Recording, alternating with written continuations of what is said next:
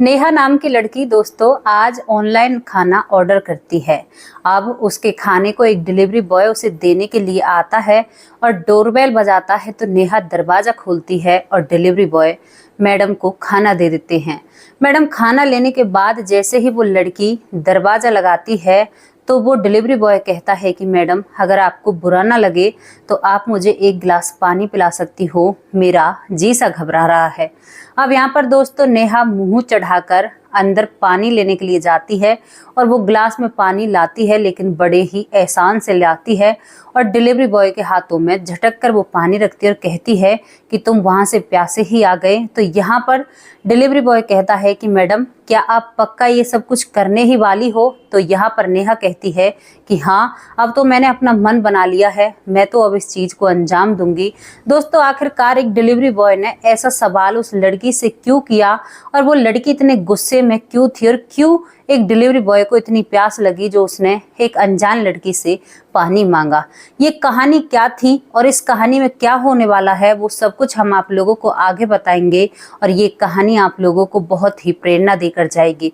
नमस्कार, स्वागत करती हूँ आप सभी का। हमारे YouTube चैनल है वैष्णवी चौधरी के नाम से और इसी नाम से हमारा Facebook पेज है, आप उसे भी फॉलो कर सकते हैं। तो कहानी की तरफ चलते हैं।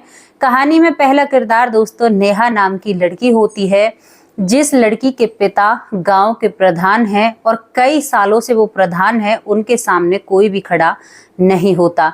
नेहा का जब जन्म होता है तो उसकी माँ उसे जन्म देते ही इस दुनिया से चली जाती है और नेहा के पिता कोई दूसरी शादी भी नहीं करते हैं, क्योंकि दोस्तों नेहा के पिता और नेहा की माँ को नेहा शादी के 13 साल बाद उन दोनों पर पैदा होती है। तो यहाँ पर नेहा के पिता की उम्र भी ज्यादा हो जाती है और ऊपर से वो गांव के प्रधान थे। अगर दूसरी शादी करते तो सभी लोग बातें बनाते और यहाँ पर इसलिए ही नेहा के पिता शादी नहीं करते हैं। जिंदगी आगे चलने लगती है। नेहा जो कभी दूध मोही बेटी थी, अब वो घुटमिन चलने लगती है, फिर अपने पैरों पर चलने लगती है और अब नेहा स्कूल जाने लगती है दोस्तों, LKG UKG में। धीरे धीरे नेहा पढ़ती है और यहाँ पर उसके पिता को एक बात मालूम होती है कि उनकी जो बेटी है वो काफी पढ़ने लिखने में होशियार है, क्योंकि पूरे स्कूल में उसका नाम हुआ करता और कहते प्रधान जी आपकी बेटी का दिमाग बहुत तेज है, ये बहुत अच्छे से पढ़ती है।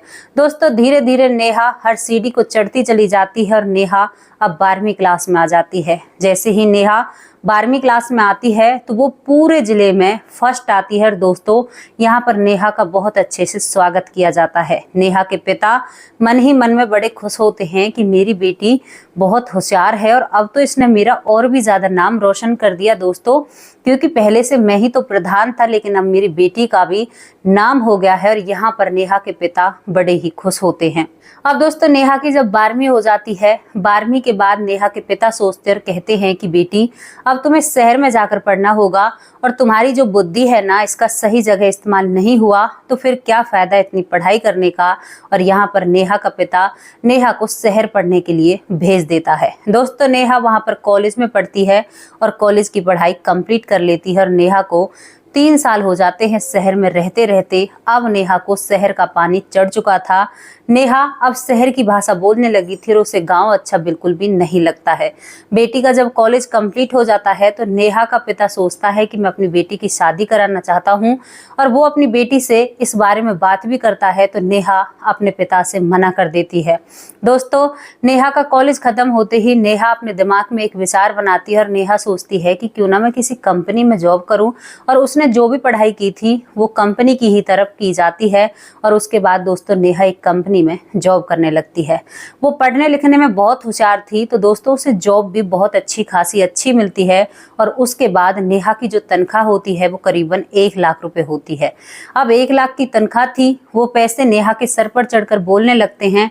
उधर नेहा के पिता को अब और भी ज्यादा चिंता सताने लगती है। वो एक दिन फोन पर कहता है कि बेटी अब तुम्हें नौकरी करने की क्या जरूरत है, मैं अकेला तुम अकेली, हमारा कोई भी तो है नहीं और ये जितनी जमीन जायदाद है इसे कौन लेगा, ये तुम्हारे ही लिए तो है, तुम्हें क्या जरूरत है एक कंपनी में नौकरी करने की और तुम घर आ जाओ, हमारे पास किसी भी चीज की कमी नहीं है। दोस्तों नेहा अपने पिता से झगड़ा करने लगती है और वो कहती है कि पिताजी मुझे अपने पांवों पर खड़ा होने दो और मैं आगे और भी कुछ करना चाहती हूँ और मैं गाँव नहीं आऊंगी और नहीं मैं शादी करूंगी। बाप बेटी में दोस्तों बहस होने लगती है और उन दोनों की लड़ाई इतनी बढ़ जाती है कि दोनों एक दूसरे से बात तक नहीं करते। अब दोनों एक दूसरे से बात नहीं करते हैं। नेहा एक तरफ अपनी पढ़ाई चलाती है और भी आगे पढ़ती है और एक तरफ कंपनी में जॉब करती है। और दोस्तों जब उसकी वो पढ़ाई कंप्लीट हो जाती है तो नेहा की सैलरी अब बढ़कर 2 लाख रुपए हो जाते हैं। और नेहा की जब इतनी तनख्वाह होती है तो नेहा अब तक एक किराए के घर में रहती थी, अब नेहा ने एक अपना घर लोन पर ले लिया। अब वो जैसे ही उसकी तनख्वाह बढ़ती है कंपनी में तो दोस्तों वो तरह तरह की चीजें लोन पर उठाने लगी थी।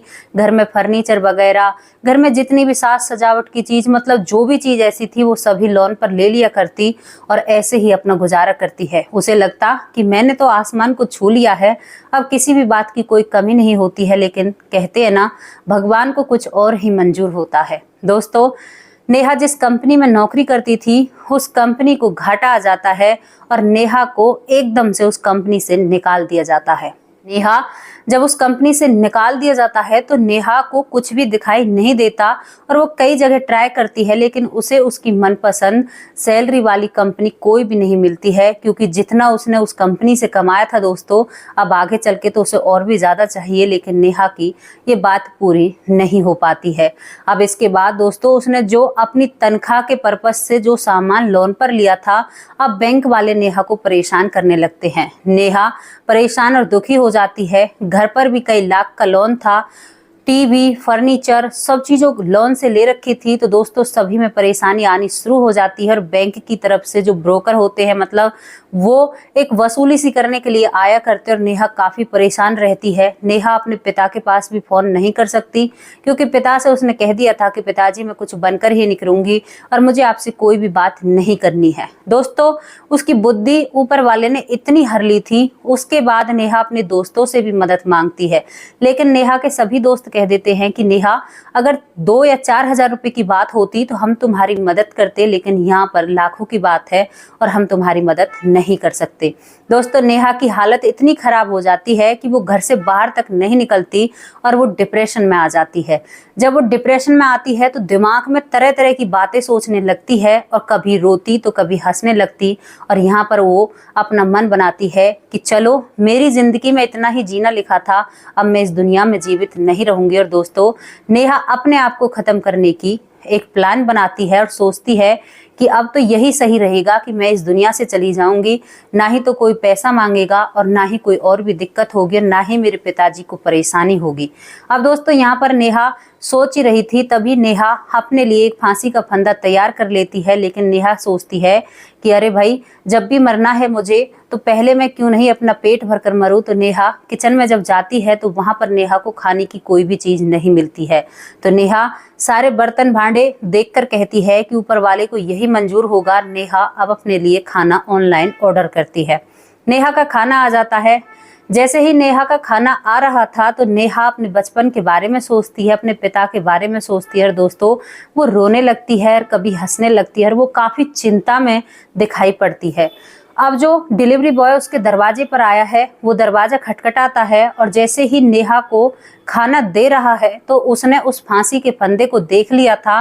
तो वो उसका जी सा घबराने लगता है। वो कहता है कि मैडम क्या आप मुझे एक गिलास पानी लाकर दे सकती हो। तो नेहा गुस्से में अंदर जाती है और उसके लिए एक गिलास पानी लेकर आती है। जब नेहा अंदर जाती है तो वो डिलीवरी बॉय देख लेता है कि जो अच्छी तरह से देखता है कि मेरी आंखों का भ्रम तो नहीं है। तो लेकिन दोस्तों डिलीवरी बॉय की समझ में सारी बात आ जाती है कि ये लड़की कुछ ना कुछ करने वाली है। नेहा जब डिलीवरी बॉय के लिए पानी लेकर आती है तो डिलीवरी बॉय उस पानी को लेते लेते कहता है कि मैडम आपने क्या कुछ और करने का सोचा है। तो यहाँ पर नेहा उस डिलीवरी बॉय पर चिल्लाने लगती है और कहती है कि तुम अपनी औकात में रहकर बात करो, तुम्हारी औकात है मुझसे बात करने की और तुम्हें दिखता नहीं है मेरी जिंदगी में अपने हिसाब से जीऊंगी, तुम होते कौन हो मेरे बीच में बोलने वाले। लेकिन दोस्तों डिलीवरी बॉय को प्यास कहाँ लगी थी, अब वो अपने कदम चौखट के अंदर कर देता है और नेहा को रोकने लगता है। कहता है कि मैडम क्या मैं आपसे 2 मिनट बात कर सकता हूँ। नेहा उससे चिल्लाती रहती है कि तुम मुझसे बात क्यों कर सकते हो, तुम मुझसे बात नहीं कर सकते। लेकिन नेहा को डिलीवरी बॉय कन्विंस करने में कामयाब हो जाता है। दोस्तों नेहा कहती है कि ठीक है, आखिरी वक्त है भाई, तुम भी मुझसे बात कर लो, तुम्हें मुझसे क्या बात करनी है। और यहाँ पर दोनों जने सोफे पर बैठ जाते हैं। अब वो डिलीवरी बॉय कहता है कि मैडम आप ये कदम क्यों उठा रही हो, क्यों आप ऐसा कर रही हो, आपके परिवार वाले क्या सोचेंगे, मुझे लगता है आप यहाँ पर अकेली रहती हो। जब डिलीवरी बॉय नेहा से इन बातों को करता है तो दोस्तों नेहा फूट फूट कर रोने लगती है और अपनी सारी कहानी डिलीवरी बॉय को बताती है। अब डिलीवरी बॉय सारा माजरा समझ जाता है और उसके बाद डिलीवरी बॉय अपने तरीके से नेहा को समझाता है। डिलीवरी बॉय कहता है कि मैडम बचपन में क्या आपने अपने पिताजी से कभी कोई सामान या गिफ्ट लिया था, अपनी जुबान से कहकर। तो नेहा कहती है कि हाँ, मेरे पिताजी ने मेरे जन्मदिन पर एक बार मुझे साइकिल गिफ्ट की थी और वो साइकिल मुझे मेरे पिताजी ने 7वें जन्मदिन पर दी थी जब मैं 7 साल की थी। तो जब मेरे पिताजी ने उस साइकिल मुझे दी थी तो मेरे पिताजी ने कई बार मुझसे ये कहा था कि बेटी इसे संभल कर चलाना, तुम्हें कहीं चोट ना आ जाए, तुम्हारे कोई परेशानी ना हो जाए। और वो मेरे आसपास ही रहा करते थे। तो डिलीवरी बॉय कहता है कि मैडम जब एक पिता साइकिल देते वक्त आपकी इतनी केयर कर रहा है तो अगर आज उनको आपकी बातें पता चलेंगी तो क्या वो आपकी केयर नहीं करेगा, क्या आपकी मदद नहीं करेगा। आपने कैसे सोच लिया कि आपके पिता आपकी मदद नहीं करेंगे। नेहा की आंखों में और भी ज्यादा आंसू आ जाते हैं और डिलीवरी बॉय कहता है कि मैडम अभी अपने पिता के पास नंबर डायल कीजिए मेरे सामने और मेरे सामने बात कीजिए और पूरी बातें अपने पिता को बताइए। अब यहाँ पर नेहा पहली बार में तो कहती है कि नहीं, बीते 2 साल से मैंने अपने पिता से बात नहीं की है। लेकिन जब डिलीवरी बॉय ज़्यादा कहता है तो नेहा अपने पिता के पास फ़ोन मिलाती है और फ़ोन मिलाने के बाद वो जैसे ही अपने पिता की आवाज़ सुनती है तो दोस्तों वो जोर जोर से रोने लगती है। उसका पिता घबरा जाता है और कहता है कि बेटी बहुत दिन बाद तूने फ़ोन किया है और मैं तो तुम्हारे ही फ़ोन का इंतज़ार कर रहा था, आखिर ऐसी परेशानी क्या है, तुम क्यों रो रही हो। तो नेहा बस रोती ही जाती है और रोती ही जाती है। और दोस्तों नेहा के पिता काफ़ी उम्र के व्यक्ति थे तो वो भांप लेते हैं कि उसकी बेटी किसी मुसीबत में है और नेहा के पिता कहते हैं कि बेटी तू फ़ोन मत काटना, मैं अभी 3 घंटे में तेरे पास पहुँचता हूँ, 3 या 3.5 घंटे का सफ़र है और तू बिल्कुल भी फ़ोन मत काटना। जो भी तेरी परेशानी है ना, मैं सारी परेशानी को दूर करूंगा। तूने क्या समझ लिया कि मैं तेरी परेशानी को नहीं समझूंगा। और दोस्तों नेहा का पिता अपनी गाड़ी लेता है, खुद ड्राइव कर और पूरे रास्ते अपनी बेटी से बात करता आता है। नेहा 3 घंटे तक रोती रहती है और अपने पिता से बस यही कहती है कि पिताजी मुझे माफ कर दो। नेहा का पिताजी घर में आता है और घर में आते ही उस डिलीवरी बॉय भी दोस्तों यहाँ पर तब तक बैठा रहता है, तब तक नेहा के पिताजी घर नहीं आ जाते। और डिलीवरी बॉय को बीच में फ़ोन भी आता है तो वो कह देता है कि मेरी जो बाइक है वो ख़राब हो चुकी है और मैं अभी काम पर नहीं आ सकता, क्योंकि उसे भी नेहा की चिंता होती है।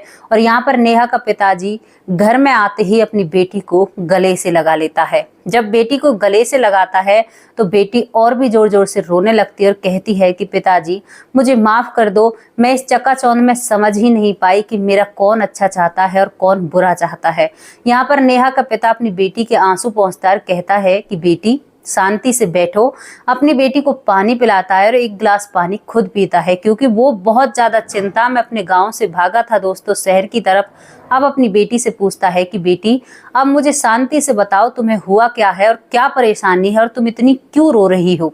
दोस्तों नेहा पूरी कहानी अपने पिता को बताती है और कहती है कि पिताजी सब कर्जे में डूब चुका है और अब मैं कैसे आगे बढ़ूंगी और सब कुछ खत्म हो चुका है। तो यहाँ पर अपनी बेटी से हिसाब लगवाता है कि कितना कर्जा है। जब बेटी हिसाब लगाकर पिता को बताती है तो पिता कहता है कि पागल बावली, वो सब कुछ पैसा, इतना पैसा तो कैश मेरे घर पर पड़ा है और तू इन सब चीजों के लिए अपनी जान गंवाना चाहती थी। तुम्हारे बाद मेरा क्या होता और मेरी जिंदगी कैसे कटती। दोस्तों डिलीवरी बॉय भी खुश हो जाता है और अब वहां पर डिलीवरी बॉय उनसे आज्ञा लेकर अपने काम पर निकल जाता है। नेहा का पिता नेहा को गांव ले जाता है, उसका पूरा कर्जा भर देता है और उसके बाद उन दोनों की जिंदगी चलने लगती है। नेहा का पिता कहता है कि बेटी मैं बहुत दिन से तुम्हारे पीछे लग रहा हूँ, अब तो तुम शादी कर लो। तो नेहा कहती है कि पिताजी ना ही तो जीवन में किसी लड़के के मैंने 4 आंखें की हैं, किसी से प्यार किया है। आपका जहाँ पर मन करे आप मेरी शादी कर सकते हैं, जो आपका मन करे, जहां आप मेरी शादी करोगे वहीं पर मैं चुपचाप शादी कर लूंगी। दोस्तों यहाँ पर नेहा का पिता अपनी बेटी के हाथ अपने हाथों में लेता और कहता है कि बेटी, जो डिलीवरी बॉय था ना, मैं तेरी शादी उसी से करना चाहता हूँ, क्योंकि वो लड़का बहुत नेक था और उसकी नीयत बहुत अच्छी और मुझे वो लड़का बहुत पसंद आया। अब यहाँ पर नेहा कहती है कि पिताजी उसको कहाँ ढूंढेंगे, लेकिन दोनों ही बाप बेटी उस डिलीवरी बॉय को ढूंढने को निकल जाते हैं। और दोस्तों, पहले वो वहां पर जाते हैं जहां पर नेहा ने ऑनलाइन खाना ऑर्डर किया था। वहां पर जाकर उस डिलीवरी बॉय के घर का पता मिलता है और दोनों बाप बेटी उस घर की तरफ चल देते हैं। जब वो घर की तरफ पहुंचते हैं तो दोस्तों, वहां पर बहुत सारी एक झुग्गियां सी होती हैं। ऐसे घर हैं कि पास ही पास में होते हैं, मतलब बहुत बुरा वहां पर माहौल होता है। गरीब तबके के लोग वहां पर रहते हैं।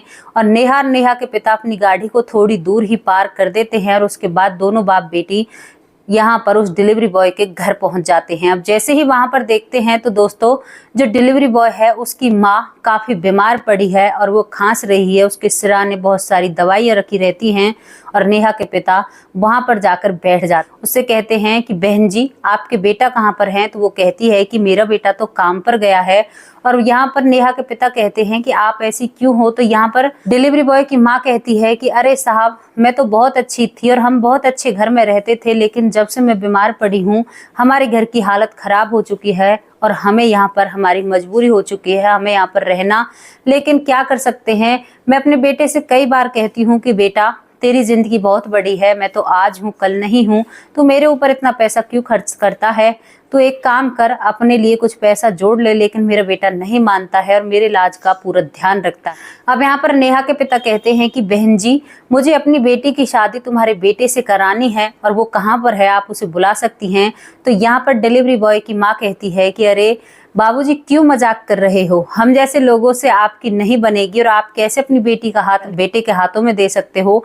हमारे पास तो ऐसा कुछ भी नहीं होता है। लेकिन वो कहता है कि नहीं बहन जी, मुझे अपनी बेटी की शादी तुम्हारे बेटे से ही करानी है। अब दोस्तों, यही सब कुछ बातें चल रही होती हैं, तभी बाहर से डिलीवरी बॉय आ जाता है और वो भी दोनों बाप बेटियों को देखकर हैरान और परेशान रह जाता है। अब यहाँ पर नेहा का पिता उस डिलीवरी बॉय से भी यही बात करता है।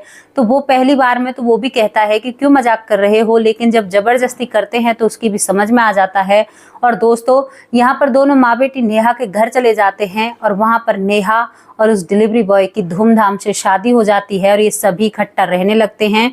और जो नेहा का पति बना है डिलीवरी बॉय, वो दोस्तों बाहर मेहनत करता है और अपने ससुर जी के काम को भी आगे बढ़ाता है और कुछ अपना भी बिजनेस करता है और वो घर बिल्कुल एक स्वर्ग जैसा बन जाता है। तो दोस्तों, ये थी कहानी जहां पर एक डिलीवरी बॉय ने एक लड़की को बचाया, जो लड़की शायद अगर डिलीवरी बॉय वहां पर नहीं पहुंचता तो वो लड़की आज हमारे और आपके बीच में नहीं होती।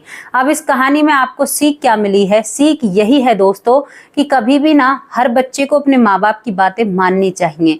हमारे माँ बाप हमारे लिए हमेशा अच्छा सोचते हैं और कुछ लोग ना इस दुनिया में हद से ज्यादा अच्छे होते हैं, जैसे वो डिलीवरी बॉय था। तो जैसी भी आपको कहानी लगी हो, आप अपनी राय कमेंट बॉक्स में रख सकते हैं। कल फिर हाजिर होंगे किसी अच्छी और सच्ची स्टोरी के साथ। तब तक के लिए नमस्कार, जय हिंद, जय भारत।